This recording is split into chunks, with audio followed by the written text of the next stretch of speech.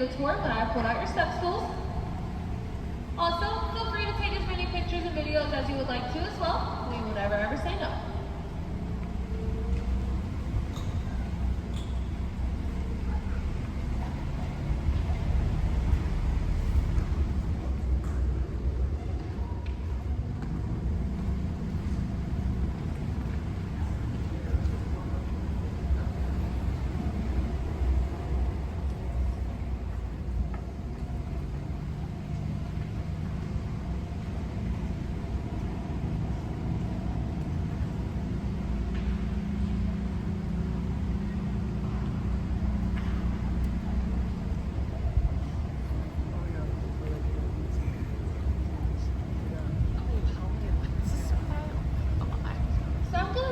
Get our tour started off with going over some differences between caves and caverns versus our cavern. So the biggest difference is that our cavern is man-made. We were once an abandoned limestone mine, and with us being man-made, that means we also do not have an ecosystem. So the only living things down here are going to be us, maybe the geese. They do tend to fly down here. We've caught a couple on camera on the zipline course. No bugs or anything though. Big reason why I work here. And the last difference is the amount of entrances and exits. So caves and other caverns tend to have one really big entrance, maybe a couple smaller ones. Our cavern has 4. Now a little piece of advice for you, if you ever get lost in a cave, you're going to find a way to produce a flame. Whichever way that flame is blowing, you're going to go the opposite way, because that's where all the airflow comes from. But if you ever get lost in our cavern, it's much easier. You just follow the exit signs.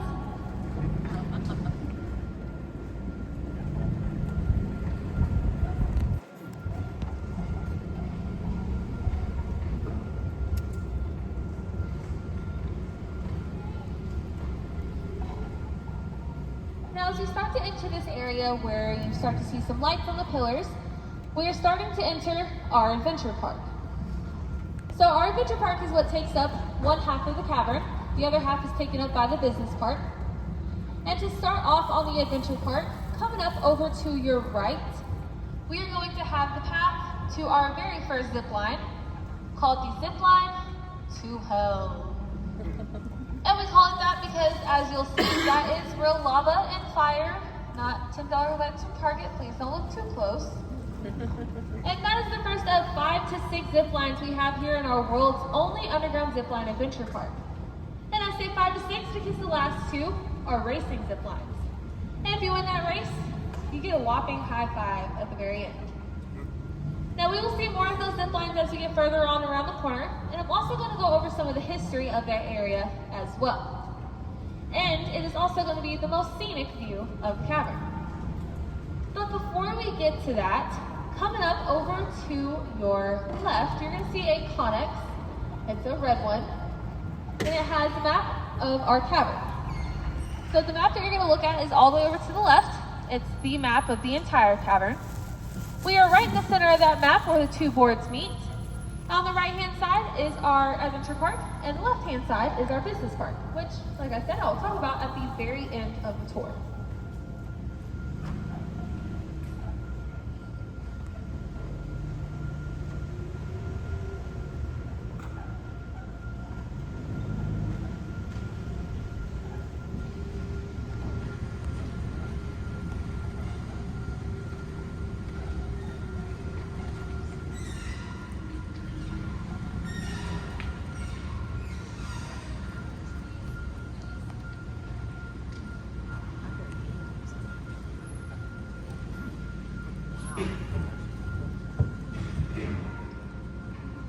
And now over to the right of you, you're going to have pretty much the entirety of the zipline course.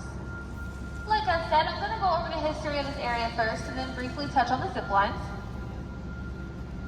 So the first thing I want to point out in this area is the pillar lit up in red. That's in the center of the course. That pillar is one of the only pillars left at its original depth. On the other side of that, there's a drop off all the way to the bottom. The original depth of the cavern was 90 to 100 feet. Now, of course, we're not at that right now. For about 95% of the cavern, we're at 25 to 35 feet floor to ceiling. And when they were filling the cavern in, they decided to leave the zip lines alone because it's apparently a lot more fun to zip line over 90 to 100 feet than it is 25 to 35. Now I disagree, but everybody's a little different. The next thing I want to point out in this area is over to the right of that pillar, you're going to see an area lit up in a very bright white light. That over there is what we call an exploratory blast zone. So when the miners were here, they were trying to see how far they could go without hitting any water.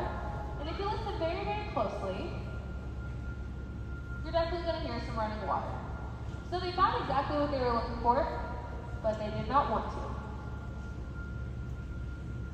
So when they came in contact with this water, they knew it was a little dangerous because limestone and water do not mix well together at all. That limestone becomes very soft, nothing else you can do with it. So they decided to just leave the area alone and move elsewhere. 98% of the water that flows down here is pure filtered limestone water. That's the same water you use for your bourbon, and the same water that we use for our tap water, making us the state with the cleanest tap water. But that other 2% is magnesium, which is really big in pharmaceuticals. If you did not know, magnesium is a natural laxative. And with that being said, please do not drink the water down here unless you bought it from the gift shop. Now moving on from the history, we'll go ahead and talk about the zip lines very quickly. In that exploratory blast zone, that starts the world's longest underground suspension bridge. Now we do not only hold the record for first place, we hold it for second, third, and fourth as well. It's a little less impressive once you find out it's because we're the only place in the world that has them, but we still like to think it counts. That longest bridge does come in at about 187 feet long, and they play a game with you. If you make it across without holding on, you get 2 high fives instead of 1. And where that bridge ends, it brings you to a platform lit up with a purple light. That right there is going to be the beginning of our biggest and baddest zip line. That zip line comes in at about 900 feet long, and you can go up to top speeds of 40 to 45 miles per hour down that zip line. Now you can compare that 900 feet to 900 subway foot long sandwiches stacked next to each other. Not true. Or the Titanic before it had its little fender bender. Just a little icebreaker for you. I'll let that one sink in. Most won't get it. So our entire cavern passes underneath all 10 lanes of the Waterson Expressway, Joe Creason Park, the Camp Taylor neighborhood, and 70% of the Louisville Zoo. Right at the moment, we are passing underneath the Wildcats of America, the bald eagle exhibit at the zoo. And that means if you found something wet dripping from the ceiling, that might not be water.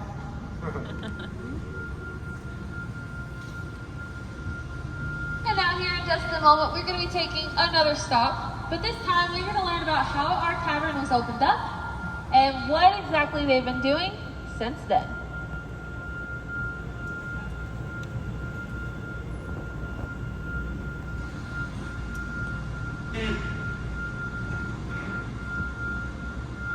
So our cavern was opened up in the 1930s by a man named Ralph Rogers and his mining company called Louisville Crushed Stone. So you are in Mr. Rogers' neighborhood today. I know it looks just a little different than normal. And they came down here to mine for just limestone. So when they came down here, it was right after the Great Depression. A lot of these men needed their money back, they needed their jobs back, and mining was really the job to do at the time. Also, a lot of the limestone that they took out of here was used to build our highways. Waterson Expressway, which is 264, was one of the main highways they used our limestone to build with. And if you drove on top of that today, you drove on top of the limestone they took directly out of our cavern. Also, with whatever limestone they had left over, they would start on some bridges and even foundations for homes in Old Louisville.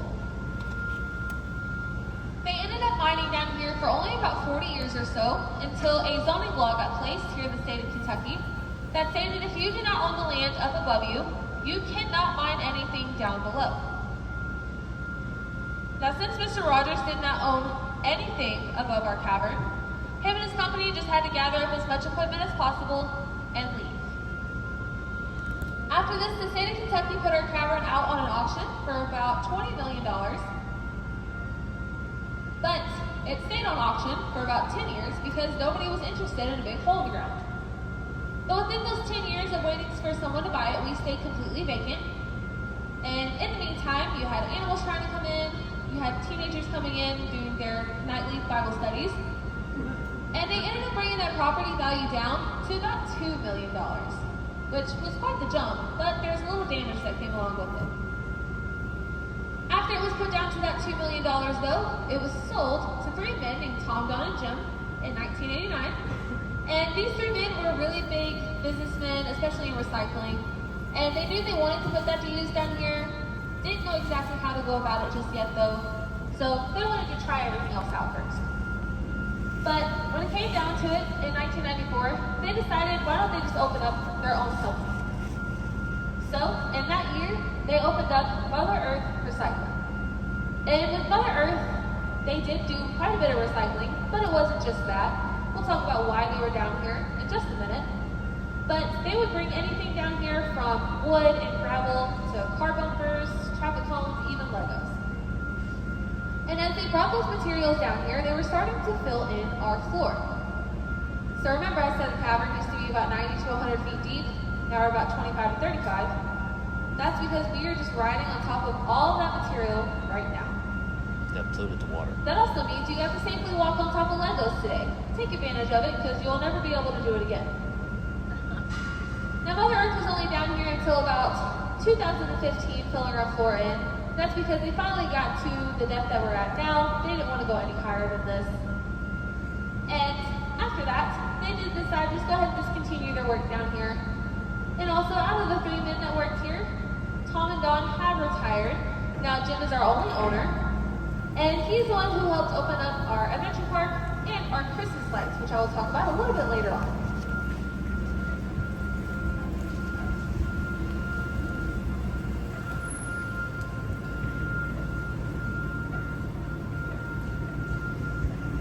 Also, as we drive down this little portion of the road, we're going to come across a couple of pictures and also across a couple of the mining materials that they use down here, such as a mining cart coming up over to your left, and later on we'll also see one of their dynamite plungers as well.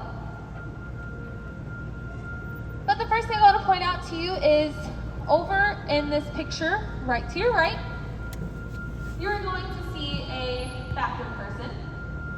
And that bathroom person is used to scale. So that is 6 feet against 90 to 100 feet. Now the other person in that picture is going to be our owner, Jim. He was helping the University of Louisville survey the cavern, and we will learn why in the very last photo.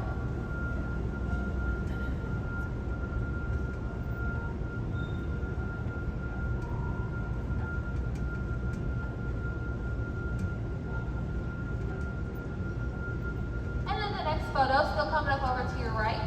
We're going to have a picture of the pillar that caused Mother Earth to come down here. So in the center of this pillar, where it's super dark and very thin, that area is called shale. Shale is an extremely brittle rock, and if they were to have kept mining into it, it could have just completely crumbled and fell apart. Now this rock still poses the same exact risk, even if it's left alone. And that's because humidity and moisture gets trapped down here, and it just chips away at that rock just alone.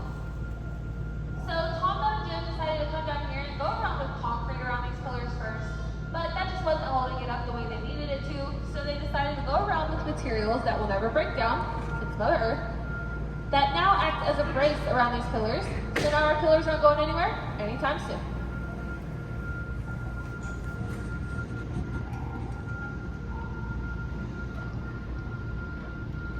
Last photo coming right up to your left, we're going to have the University of Louisville surveying the cavern. They wanted to put in an underground shopping mall, but for a couple of reasons, this was not going to work out. They wanted to leave it at the original depth of the cavern, which the shale would have caused an issue. Also, they didn't have a ventilation system figured out. They would have had a ton of buildings, a ton of people, air was going to run thin. And lastly, U of L only wanted to purchase half of the cavern, but it was either a wholesale or no sale type of deal. So they backed out. Now there is no underground shopping mall.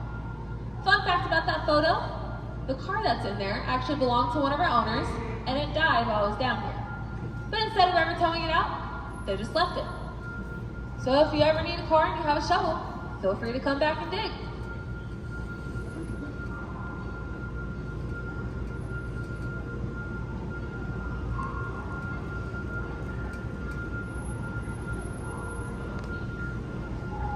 Also, I know that I mentioned that we do not have an ecosystem down here, but because some of our floor is put together with just dirt and wood, when that moisture comes in contact with it, that wood starts to grow mushrooms. And if you can, over to your left, you'll actually see some of those mushrooms on the floor. They're going to be the little white circles. Now, of course, these are not edible mushrooms, and these mushrooms actually die pretty quickly because there is no ecosystem down here. And when they die, they actually blow up into a little black dust.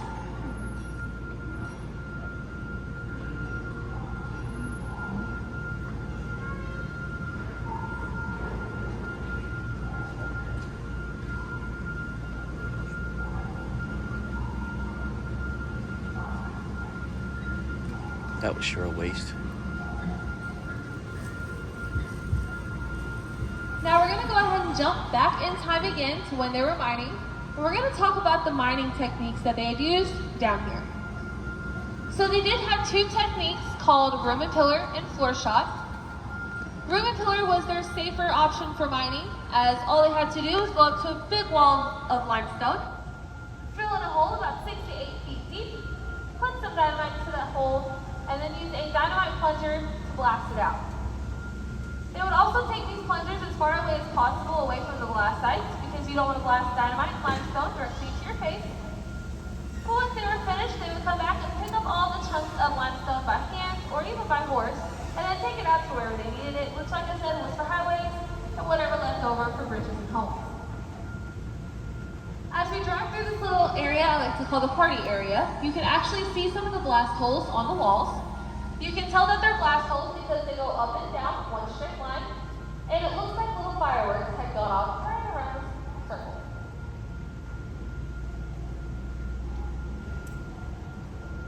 And now as far as floor shot goes, floor shot was incredibly dangerous.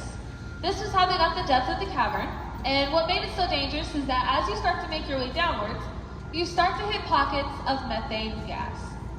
And if you did not know, methane is a very deadly natural gas that you cannot see, you can't taste it, and you can't smell it. So it's completely undetectable. Because of this, at the time, they were using the canary in a coal mine method. If you don't know what that is, I would just look it up online when you get home. And if it was deemed safe enough, they would just continue on. Now, those are really the only two techniques that they had used while they were down here. Along the way, they did introduce roof bolts. We'll talk about those in a minute though. And we'll also talk about what they use for mining today in other limestone and even coal mines.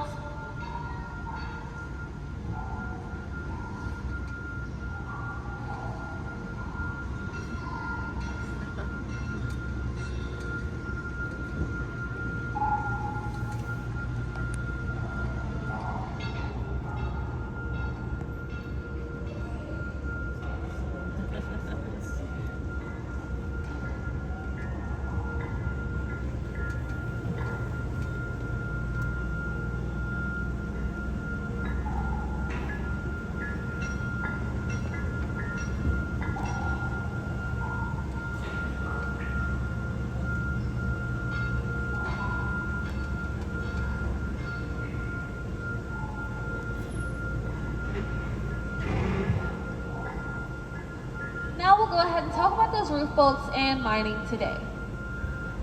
So roof bolts were introduced in the 1940s as a way to keep our cavern a little bit more structurally sound. A roof bolt is a 6 to 8 foot long steel rod that they would pour the sticky adhesive all over and then drill into the pillars in the ceiling at such a high rate that it would fuse itself with the rock. Not only were these used for structural stability, they were also to help take the pressure off the ceiling and pillars as well. Now they did stop using these roof bolts as they got further into the back of the cavern because of the amount of pillars we have. So in our cavern, if you didn't see the fun fact sign, we do have 223 pillars. Now they mined so many out because there were no regulations at the time, and when those regulations came around in 1977, Mining OSHA came down here and told the miners they only needed 50 pillars. So they had done a ton of extra work, And because of that, they just stopped using the roof bolts as they got further back because the pillars were just doing their job for them. With the amount of pillars that we do have, you can stack 6 cities of Louisville on top of our cavern before we ever moved. And this is also the safest place to be during an earthquake as well. So if an earthquake were to hit us right now, you wouldn't even be able to tell. That also means if anybody's a little uneasy about being underground at the moment, we are not going anywhere anytime soon. Now, as far as mining today, they do still use the room and pillar method, but it's no longer a plunger. It is now an excavator with a row of teeth on the front of it, and it can go directly into the limestone, grind it up right then and there, so it is immediately ready for use. Not only does this machine make it easier to mine, it also makes it easier to be a little bit neater. So as you can tell, our pillars are kind of in a row and they're kind of neat, but they're just these big round rocks. With this new excavator, they can put these pillars into perfect squares, so they're in perfect lines and it's much easier to drive through, much easier to do. This machine is pretty automatic at the moment. You have someone who sits outside of the cab with a control panel, moves the machine around that way. But the University of Kentucky is working on making it voice automated. So you can have someone who sits outside of the mining site completely and tells the machine where to go. Now this is still being developed, so we're not entirely sure when it will come about, and who knows where mining will be in the next 10, 20 years.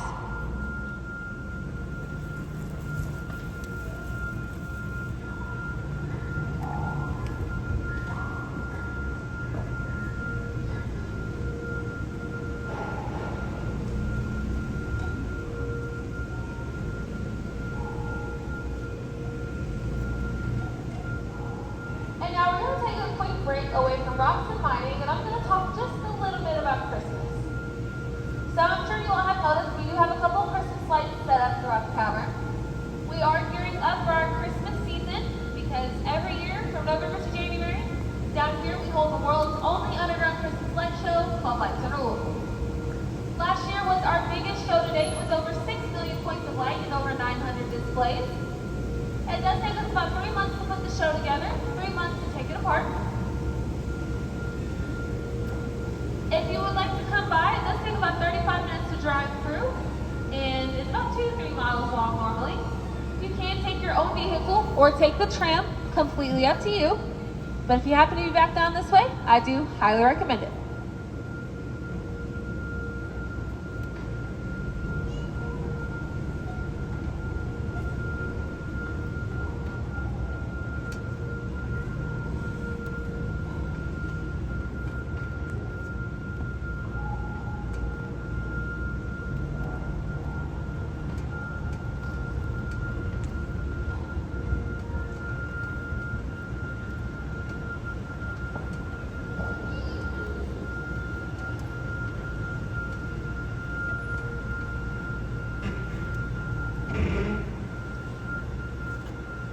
Now the tone of the tour is changing just a little bit as we are going from talking about Christmas to talking about nuclear war. So I hope you're ready. So while we're parked here, there's going to be a short film that pops up on the screen called Duck and Cover. If you have not seen or heard of Duck and Cover, feel free to watch it once it pops up. But it was a propaganda film put out for school-age children back in the 60s to warn them about what to do if a nuclear war were to occur. Now that was the reality for everybody living here in the 60s. Cuba and the United States were going back and forth pretty heavily, and they were both inches away from making a nuclear war. Now of course we never actually got to that point, but like I said, we were very close. So because everybody was living in fear at this moment, everybody in the United States were being urged to build these fallout shelters at their homes. At the same time, Kentucky was putting together a fallout shelter in our state as well. And this cavern was that fallout shelter. We were supposed to be the largest fallout shelter here in our state, and we were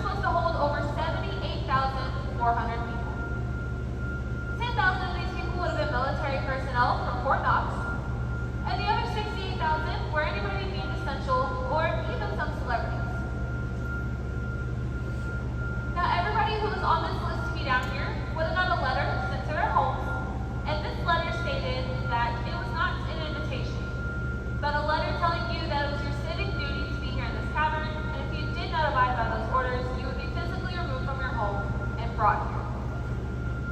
Now, we don't know who all got this letter. There's still a list going around, but it's very confidential. But at the time, we knew of a couple of people. One of those people was Mr. KFC himself, Colonel Sanders. Guess his lemon earth spices are just that special that they needed to keep him around forever. Now, I don't blame him. KFC's really not that bad. Another person we knew about was Muhammad Ali. We only know that because his letter got publicly revoked, and that's because he refused to be drafted. So he got into a little bit of trouble. And the last person we know about is JFK. He was the president at the time, so he's going to be on everybody's list. These 10,000 military personnel were responsible for bringing everybody into the cavern, and once everybody got loaded in, they were going to block off all 4 of our entrances with limestone and lead, and the idea was to stay down here for 5 to 6 years. Now, within those 5 to 6 years, over to your all's left, of what it would have looked like. They would have slept on cots. As far as food goes, they would have made some spam, graham crackers, peanut butter crackers, raisins. Also, the Civil Defense Authority, which was a government-authorized group, sent out ration crackers to each of these fallout shelters, which we actually have a container of sitting on top of the barrels over there. It's the silver rectangle. Those crackers are the consistency of cardboard and taste just like cardboard. So you'd like to think that maybe Colonel Sanders would have stuck a little something in his pocket when he came down here. Along with that, all that they would have been allowed to drink was water. And over on top of those barrels again, we do have a 17.5-gallon water bucket. Not only were they supposed to drink this water, they were also supposed to use this water to bathe with. And once that bucket was empty, if anybody was wondering where the restroom is, they would just cut a hole in the lid, and that would have been it. Once that bucket was full of that waste, they would have someone take it to the back of the cavern and leave it.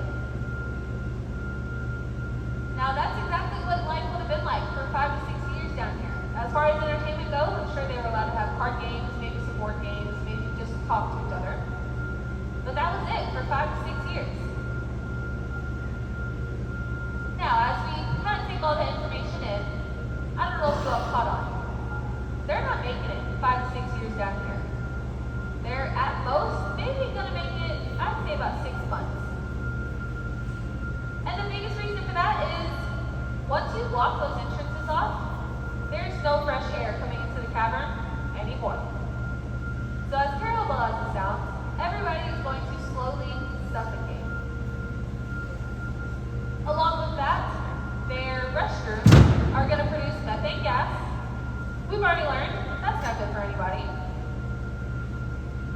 Also, it's pretty dark down here. There's no sunlight. And because there's no sunlight, after about 2 weeks, you can become vitamin D deficient. That has a huge effect on your mental health, your immune system. Your immune system will decline tremendously, and I cannot imagine thousands of people down here being sick at the same time. And lastly, because you're vitamin D deficient, you also start to lose every ounce of pigment in your skin. Your skin will become almost transparent. And people who have been reported getting that far have said that you can actually see your own blood pumping through your veins.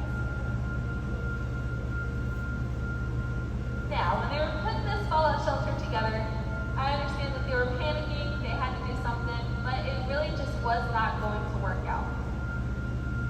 But before we head off, I'd like to leave it on a little bit of a lighter note. Very grateful we never had to use our cavern as a fallout shelter, and fingers crossed we won't have to again. Because one, of course, we don't want to have to go into a nuclear war. And two, that time would actually be cut in half now. That's because we're no longer at the original depth of the cavern, so there's a lot less room for the air to travel through. There's probably going to be a lot more people on that list to be down here as well. And lastly, there's still no sunlight. Now, as we drive off of this area, I'm sure some people are wondering about the ambulance. That is what I believe to be a Korean War era ambulance.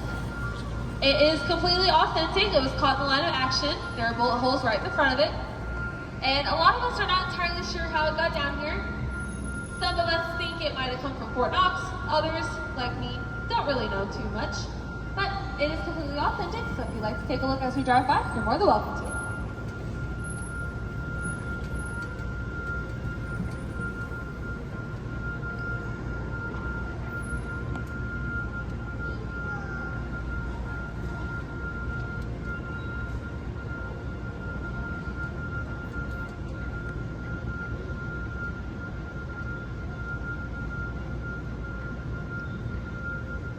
Right at the moment, we are driving into one of our Christmas light tunnels. And as we get a little bit further in here, I will be taking a stop. And once I fully stop the tram, you're more than welcome to stand up and stretch out if you would like to. Just make sure we do not exit the tram, leave the chains crossed.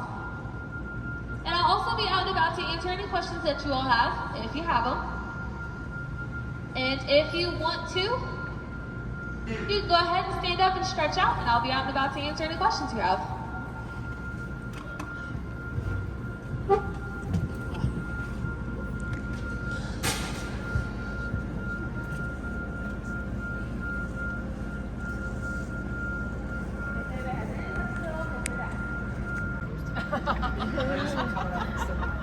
I know, right? I'm right on with you guys.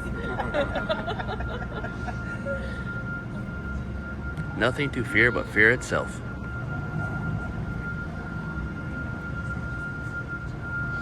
Hey, Amazon boxes. I'm not the only one that gets dropped in Amazon. Alright, so as we stop up here, we're going to go ahead and go over everyday life with limestone. So one really big thing that limestone is used for is building. It's inside concrete. And concrete is used to pretty much build everything nowadays. Limestone is also in glass, paint, marble, and chalk. I'm sure some of you all on the tour today have picked up a rock and tried to write something on concrete. If you can see what you wrote down, that's limestone. Also, limestone is really good for agriculture here in our state. It's good for crops and animal feed. And that's because our limestone is very rich with calcium. If you were to take a look up at our ceiling right now, you would see a ton of white spots that some of you have already noticed. All of those white spots are calcium deposits. So this calcium leaks into the soil here in Kentucky, which then grows bluegrass, which is why we are called the bluegrass state. Not because of our music, but because our grass is literally blue. And this bluegrass is also what makes us the horse capital of the world. Any thoroughbred born and raised here in Kentucky eats this grass. They grow bigger, stronger, more likely to win the Kentucky Derby. So all of that comes right back to limestone. And also because of that bluegrass, our crops absolutely thrive in those conditions. And lastly, limestone is used in your toothpaste. So the gritty stuff that you might feel when you brush your teeth, part of that is limestone. With that being said, make sure you all think about us every time you brush your teeth.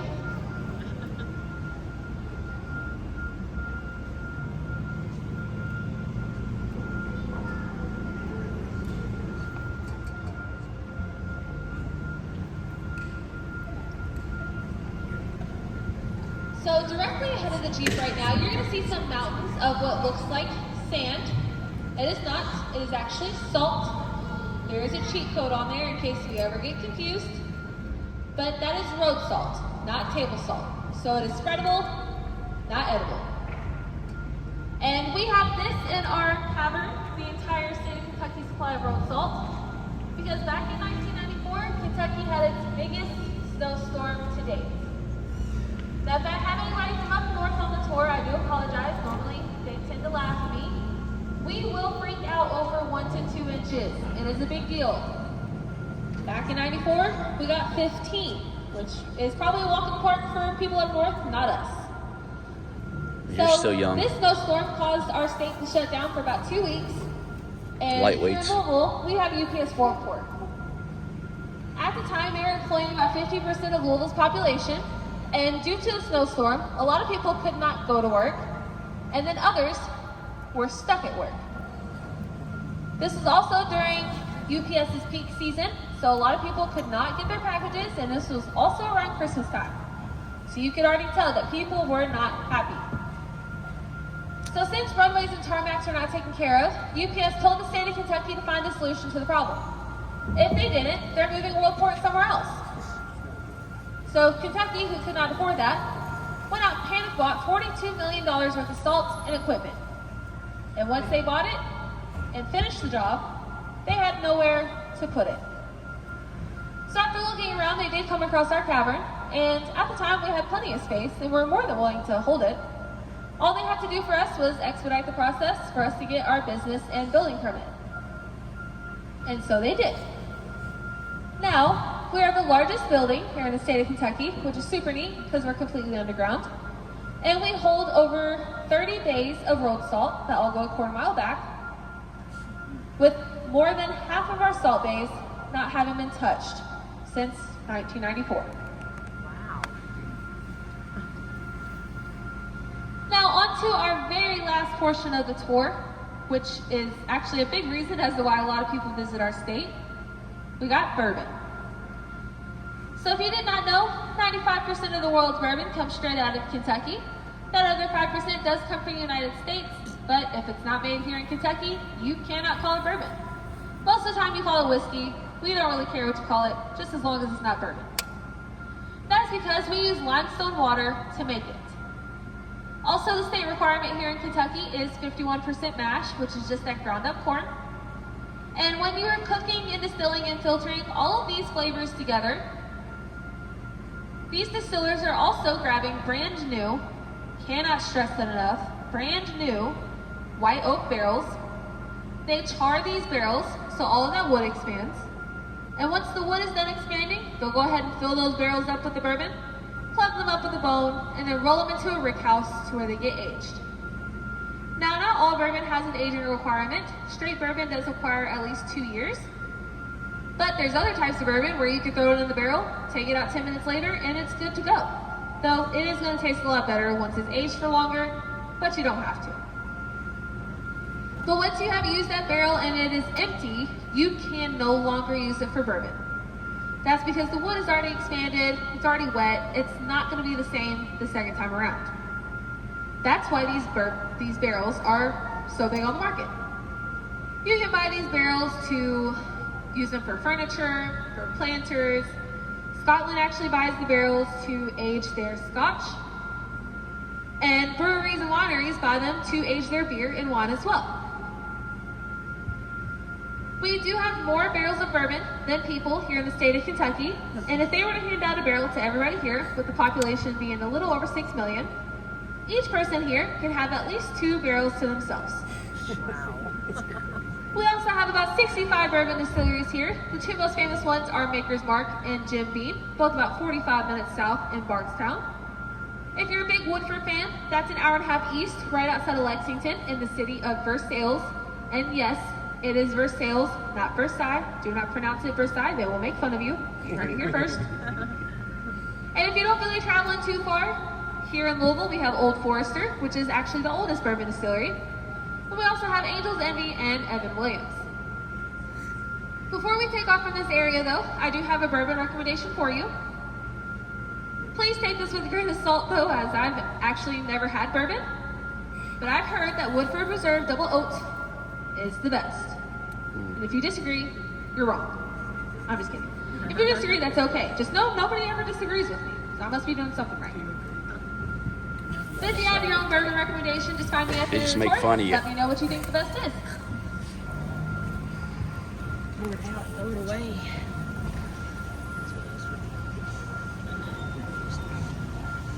Now, I would like to start a little game with you all. You do not have to play along if you don't want to, but it is open to everybody, unless you're a local. It's not open to any of the locals. So I know I just mentioned the city of Versailles, and how if you don't call it Versailles, they'll say something to them. It goes for the same city that you are in right now. Now, I don't know if any of y'all who are not from here have already been corrected, or if you've seen the million of signs of the different ways you pronounce it. We actually have one in the visitor center if you haven't seen it yet. But if you think you know how to pronounce the name of the city that you're in right now, find me at the end of the tour, let me know what you think it is, and I'll be able to tell you right then and there if you are from here or not, because that is the first telltale sign. I have tried to give you all hints throughout the tour, so maybe you caught on just a little bit. But like I said, if you would like to play along, just find me at the end of the tour. If you don't want to play along, Louisville. that's perfectly fine as well. We're Louis.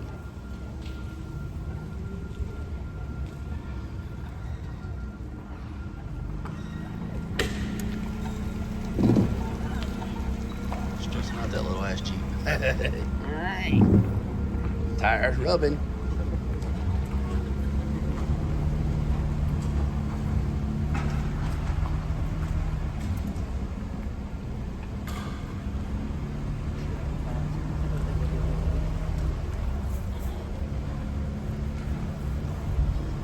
And now that we have hit the smooth concrete, you might be able to see a couple of blue walls over to your right. I'm going to go ahead and talk about our business park. Now I do want to start off and say I don't know a whole bunch about it because they don't really tell us too much as we don't work on that half of the cavern. But I do know that they consist of about 78 businesses and they do a lot of storage. They've been known to store shoes, appliances, Colonel Sanders memorabilia. I've even heard that they have Muhammad Ali's championship belts down here, which I did mix up and say Colonel Sanders championship belts the other day. Which I don't know, that would have been a sight to see. I would pay for that. They've also been known to store bourbon down here, and commercially, also very publicly, they store boats, RVs, classic cars, jet skis, campers, any other vehicle of that nature. And we're able to keep all of these things down here because of the temperature. So no matter how it feels outside, down here it's going to be 58 to 64 degrees year-round. Now it does get a little humid throughout our wet season, which is from about June to October, but we do have dehumidifiers set up in a lot of these places to suck that moisture out of the air. But the last little tidbit of information I have on the business park, it is actually cheaper for you to hold your boats and RVs down here because you don't have to winterize them. We just ask that you cover them up with tarp so they don't get too dusty. Now, like I said, that's about all the information I do have on the business park. But if you have any other questions, feel free to ask. I will definitely try to answer.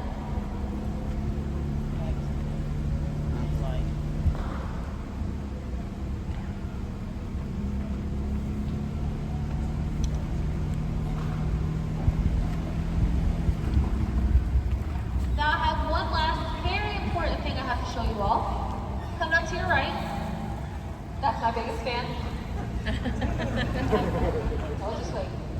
I hope that joke doesn't blow you away. That's a little rusty. I think it's fantastic. Now I know that was pretty cool, Must be but it won't be millennial. long-winded or keep you spinning. I would like to thank you all for joining me today at the Louisville Cavern. I hope you all enjoyed the tour and learned a lot of good information. If you all have any questions, make sure you feel free to ask. And if you'd like to play along with the game, make sure you find me at the end of the tour. Now before I let you all go, just a little shameless self-promo. We do have a TripAdvisor page if you would like to rate us on there. It's not at all required, but it does help us grow as a company and also sometimes gives us little brownie points with our boss. If you enjoy the tour and would like to mention the tour guide, my name is Kyla, that is K-Y-L-A-H. But if you weren't too sure about the tour, my name is George. Now we do also work for tips as well, but they're never required, just appreciated. At the end of the day, I just hope you all enjoyed your time here. You learned a lot of good information. And for everybody who's traveling home, safe travels. If you're here for the last night of Louder Than Life, absolutely enjoy. I heard that Green Day was here today. I am very, very jealous. But once again, I'd like to thank you all for coming today. Make sure we stay seated until I pulled out your step stools for you. After that, you are free to go.